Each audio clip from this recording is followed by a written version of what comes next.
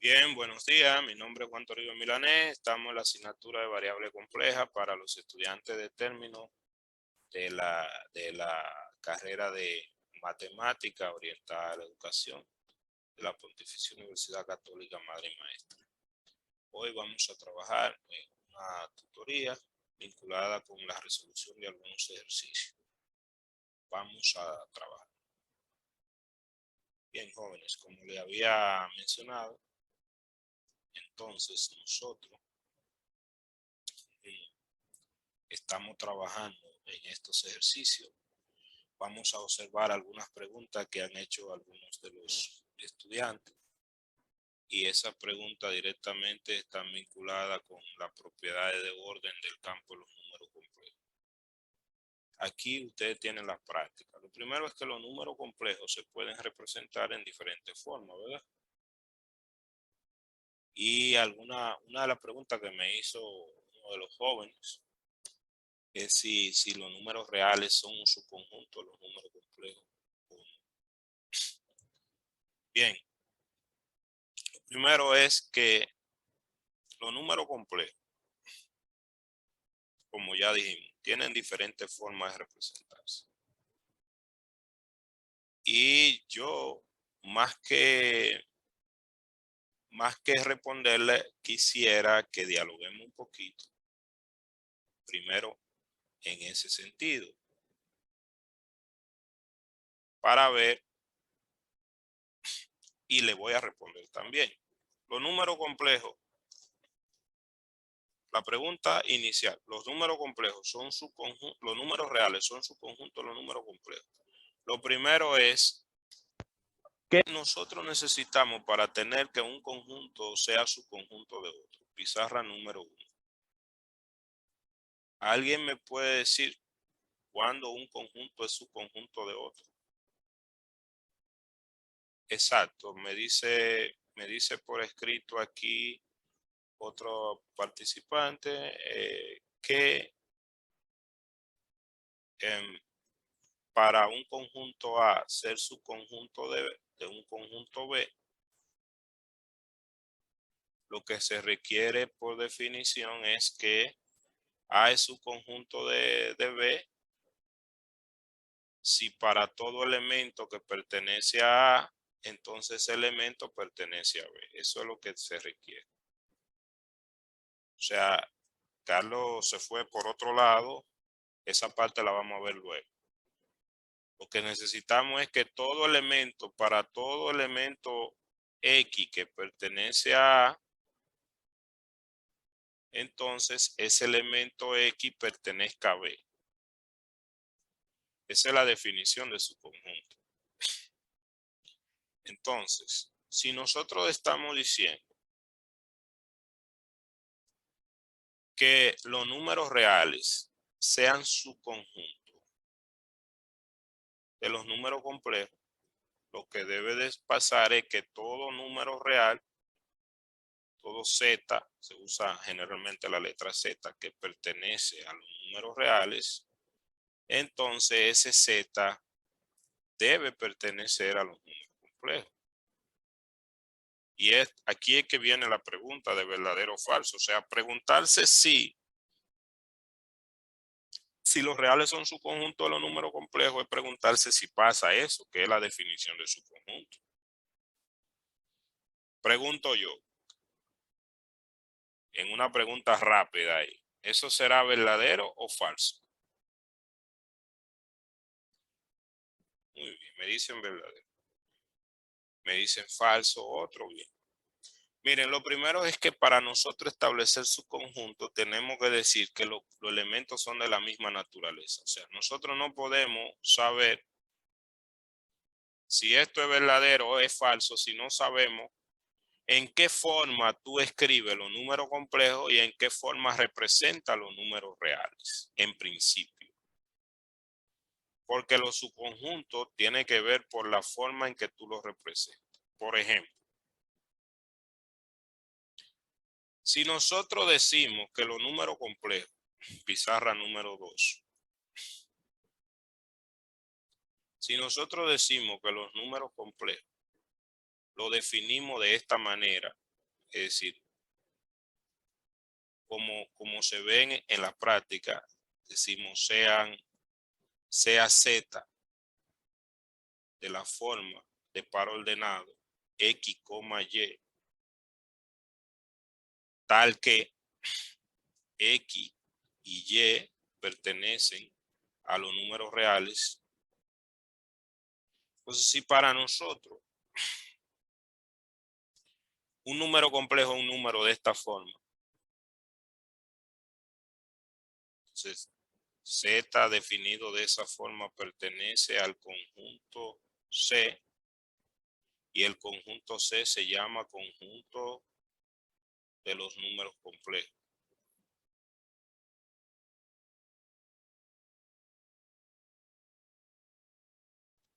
Pizarra número 2, por ejemplo. Y antes de ir a la pizarra número 2, volvemos aquí a la práctica como están escritos aquí para no tener que escribir tanto. O sea, en esta definición que nosotros tenemos aquí, estamos definiendo precisamente ese conjunto C. El conjunto C es el conjunto formado por todas las parejitas X, Y, tal que X y Y pertenece a los números reales, ¿verdad?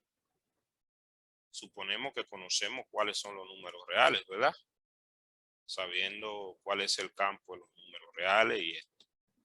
Y entonces ese conjunto C, en el conjunto C, que para nosotros el número, si le llamamos, bueno, el número complejo es una parejita de esa manera, ¿sí o no, jóvenes?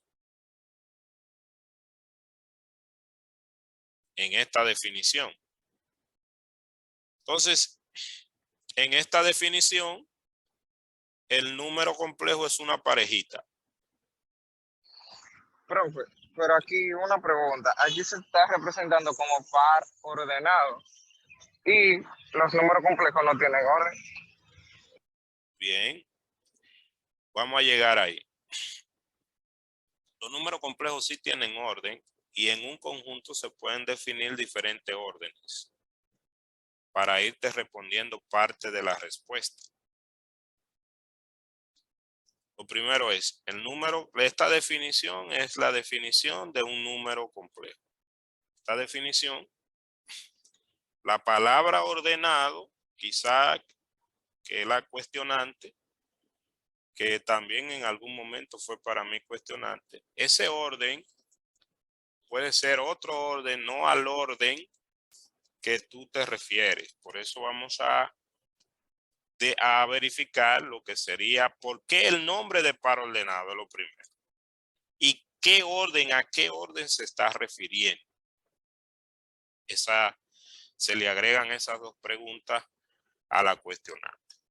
Por el momento vamos a seguir y tomamos nota de por qué el nombre del par ordenado y a qué orden es que se refiere y si existe otro orden que no sea el que, al que se está refiriendo. ¿Por qué? Porque tú tienes razón. Si no podemos decir que el conjunto no es ordenado si se está definiendo como par ordenado. Entonces, ¿se pueden definir más de un orden en un conjunto? Sí. Y eso precisamente es lo que pasa. Entonces, por el momento no cuestionamos esta definición porque una definición no se cuestiona.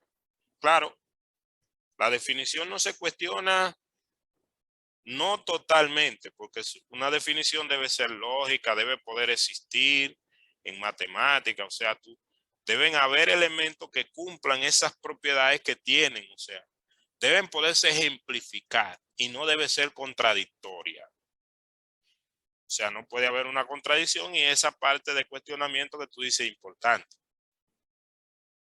Si luego hay una contradicción, entonces la definición hay que reformularla o aclararla. Para nosotros en esta definición, que ya también ustedes vieron en un video, y vieron no solamente esta forma, sino 7 formas diferentes de definir los números complejos. Entonces, esta definición es la definición de par ordenado. ¿Estamos claros hasta aquí, jóvenes? Sí, profe. Bien, luego de definido un número complejo de esta manera, se definen dos operaciones, que es la adición de número complejo y la multiplicación de número complejo. O sea, si yo tengo un número complejo aquí, A, B, y otro número complejo, el par, C, D, la suma de ellos dos. Fíjese que esta suma que está aquí es la suma de número complejo. Pero esta suma que está aquí adentro, ¿de qué es? Es la misma suma, esta y esta. Jóvenes.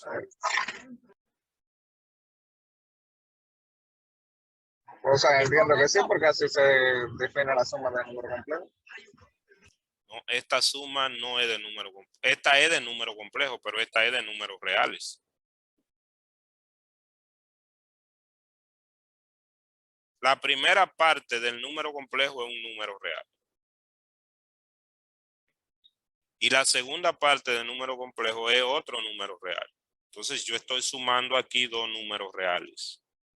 Mientras que esta suma de aquí está sumando dos números complejos. Se supone que si yo estoy definiendo los números complejos de esta manera, es porque ya yo conozco los números reales. ¿Por qué? Porque aquí dice que un número complejo es una parejita de dos números reales.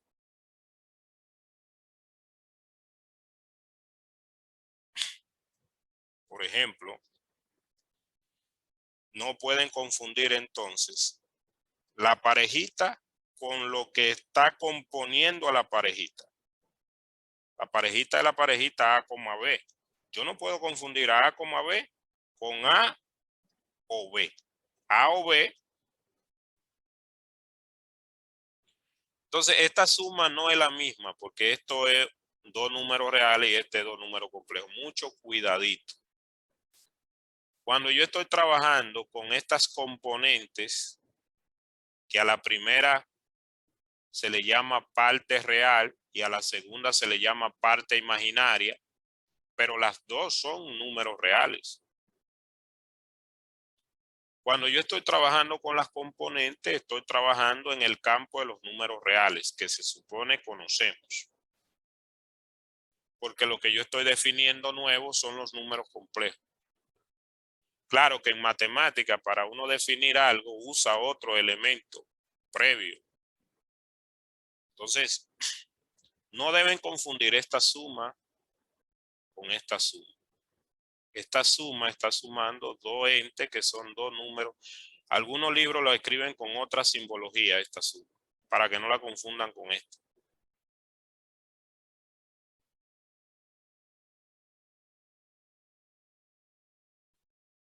Entonces, lo que pasa es que debemos ir poco a poco, ¿verdad? Tú vas anotando todas esas preguntas. Tú dices aquí, esto me da otra pregunta. Si los complejos en su par ordenado funcionan con los números reales, entonces todo par ordenado pertenece a los números complejos. Bien, muy bien. Esa es una muy buena pregunta. O sea, la pregunta tuya es que ¿cuál es la diferencia entre los pares ordenados usuales y los números complejos? Yo la formularía así. O sea, es lo mismo un par ordenado, lo que conocemos, que un número complejo. Y de entrada yo te digo que no. Porque con aquellos pares ordenados tú no definiste una suma. Y con aquellos pares ordenados tú no definiste una multiplicación. Entonces, claro, algunos matemáticos dicen es un engaño porque, bueno, si tú cogiste el mismo traje, pero tú estás haciendo una representación. O sea, tú estás representando a un número complejo como un par ordenado, pero un par ordenado no es un número complejo. Y ya respondiéndote esa parte. Entonces, definida la operación de, de, de adición, o sea, ¿cómo voy a sumar dos números complejos así? ¿Cómo voy a multiplicarlo de esta manera? Si yo, para yo saber sumar números complejos, para saber sumar números complejos, tengo que saber sumar números reales. O sea, que estamos partiendo de que ya nosotros conocemos que los números reales representan un campo con la operación de suma y multiplicación de números reales. O sea, no es ahí donde estamos, porque, como decía en matemáticas, para uno pasar siempre se define algo en base a otra cosa. Tenemos la igualdad de números complejos, o sea, cuando dos números complejos son iguales, se define que dos números complejos son iguales si la parte real del primero, que ya dijimos que se llamará parte real, es igual a la parte real del segundo, y la parte imaginaria del primero es igual a la parte imaginaria del segundo. Y entonces, este ejercicio que ustedes tienen en su práctica me dice que con ese conjunto y esas dos operaciones, que esto sería incluso un ejercicio de estructuras algebraicas o álgebra abstracta, materia que ya ustedes dieron, se dice que demuestre que el conjunto de los números complejos con esta operación de multiplicación, que no es la misma multiplicación que se está haciendo aquí dentro, esta es la multiplicación de dos números complejos, que se haría así. Y con esta operación de adición,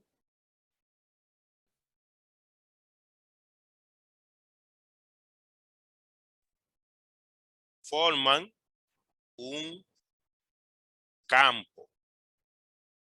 Obviamente que la definición de campo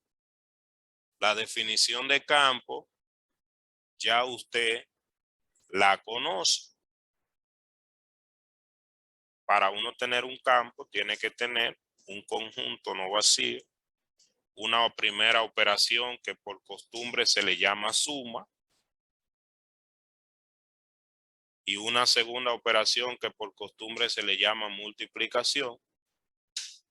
Y esas dos operaciones con ese conjunto cumplen un conjunto de propiedades, valga la redundancia. Por ejemplo, que la primera operación con el conjunto forma un grupo. ¿A qué se le llama grupo? Que sea cerrada la operación, o sea, que los resultados no se salgan, ¿verdad? Que haya un elemento neutro y que haya un opuesto, ¿verdad? Se le llama opuesto al elemento inverso de esa operación, en el caso a la de la suma. Y que se cumpla la asociativa, ¿verdad? Si además se cumpliera la conmutativa, fuera un grupo conmutativo. Y otras con la segunda operación, como la distributiva, entre otros. Es decir, la propiedad de campo ya usted la conoce, porque el primer campo por excelencia que usted conoce es el campo de los números reales. Entonces aquí está como ejercicio demostrar que esto forma un campo. Y además le hace algunas preguntas. Le dice, dentro de ese conjunto, tome un subconjunto de esta manera.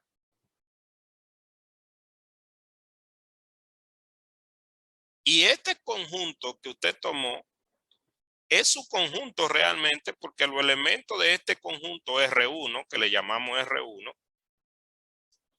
los elementos de este conjunto que le estamos llamando R1 son de la forma X, 0. X, 0 porque la parte imaginaria es 0. Lo dice aquí. Entonces son parejitas, o sea, tienen la misma forma que los elementos de C, como se definió aquí. Como tiene la misma forma de los elementos de C, yo puedo decir que son su conjunto. O sea, Voy a volver a la pregunta inicial, donde si nosotros definimos todos los elementos, o sea, para yo hablar de su conjunto, dijimos la definición de su conjunto en un principio y dijimos nosotros que para tener yo tenía que conocer cuáles eran. Entonces, para nosotros, todo la parejita, en este caso de números reales, donde hemos definido, o sea, C con la operación de adición definida y la multiplicación que ya definimos, es el campo de los números complejos que no hemos demostrado, pero por lo menos por ahora, campo de los números complejos.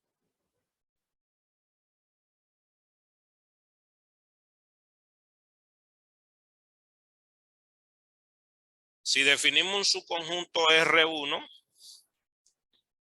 dado por la parejita de la forma X, 0, tal que X pertenece a R, R es los números reales que conocemos, entonces ese conjunto R1 va a ser su conjunto de C, porque tiene la misma forma, o sea, yo no puedo hablar de su conjunto primero sin ver entre conjuntos, sin ver que los elementos tienen la misma forma. O sea, un conjunto de una forma no puede tener otro elemento que sean de otra forma, a menos que yo lo introduzca ahí y diga que ya están, ¿verdad? Lo una.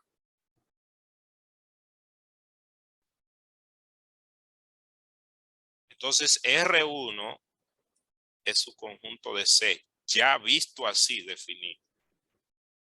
¿Por qué? Bueno, porque toda parejita para todo X, 0, SX, SX, 0, o sea, entonces SX, 0 con este X perteneciendo a R, SX, 0 también pertenece a C, como se definió.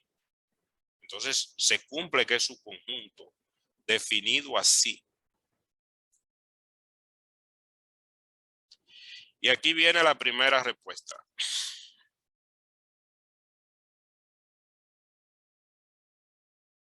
¿Pudieran los reales no ser su conjunto de los números complejos?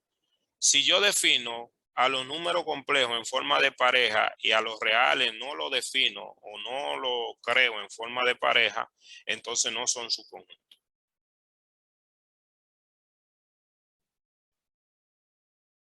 O sea, en la construcción que hemos hecho aquí, R no es un subconjunto del C que hemos definido aquí.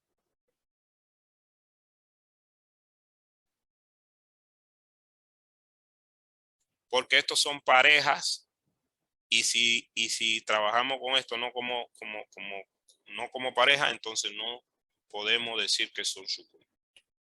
Esa es la primera respuesta. Ahora, R1 sí es su conjunto de R, como lo hemos definido aquí. Juan. Profe, repita la otra parte, la de arriba. Bien. Que R no es el conjunto de C. Repito. R, los números reales, si no lo defino como pareja, no son su conjunto de la definición de número complejo como pareja que hemos dado. ¿Por qué? Porque para tú tener un subconjunto, los elementos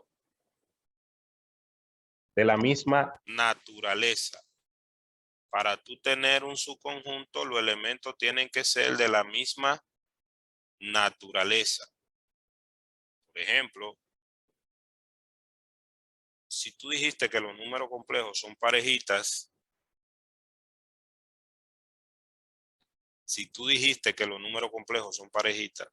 tú no puedes decir que los números reales que no son parejitas son su conjunto de ellos. Ahora, ese otro conjunto, ahí es lo que te estoy diciendo. Los números reales no son su conjunto de esos números complejos que hemos definido como parejitas. Eso es lo que te estoy repitiendo, lo que me dijiste. si tú defines los números complejos como parejita y los números reales no lo defines como parejita, entonces los números complejos no pueden, los números reales no pueden ser su conjunto de los números complejos, porque cuando tú tienes la notación de su conjunto, gráficamente, si tú le das una clase de conjunto a un estudiante, por ejemplo, para terminar esta idea, ahora, los números R1, que lo hemos llamado R1, sí son su conjunto de estos que hemos definido en parejita, porque el R1 está definido en parejita. Bien, entonces,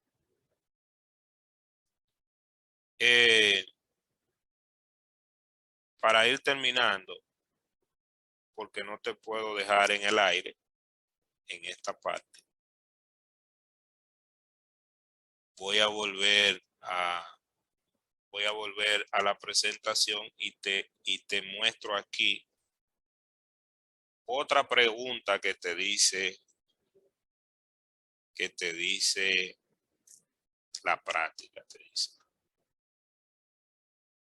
los números reales, que alguien lo escribía aquí mismo, no son este conjunto, pero se comportan como este conjunto.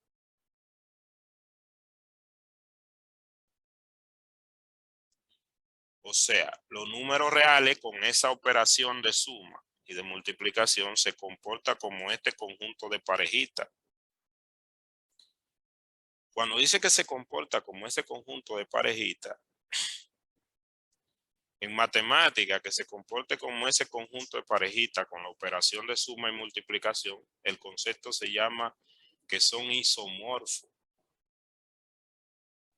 Eso quiere decir que tú, si quieres, trabaja con ellos como parejita, tomándole la segunda componente como cero, y pasa lo mismo que si tú trabajaras con el mismo X. Existe una función que hace corresponder a cada parejita un número real, y además en las dos operaciones se mantienen las mismas propiedades. Pero eso va relacionado también con la pregunta que yo le escribí casi ahora mismo. Si lo representa así, este es un subconjunto. Entonces, si lo representa como una X. Si no es como una X. Si el conjunto de los números reales para ti es así, entonces, y tú defines esta otra operación, entonces un subconjunto. Si lo representa como lo usamos usualmente, y tú representas los números complejos como parejita, entonces tú no puedes decir que son subconjuntos. Y eso es lo que he dicho hace rato. No puede decir que es un subconjunto si los elementos lo está definiendo de manera diferente. Y por eso es que existe la palabra isomorfismo. Porque el isomorfismo te dice que estas dos estructuras, aunque se vean diferentes, aunque no sea una subconjunto de la otra, se comporta algebraicamente igual.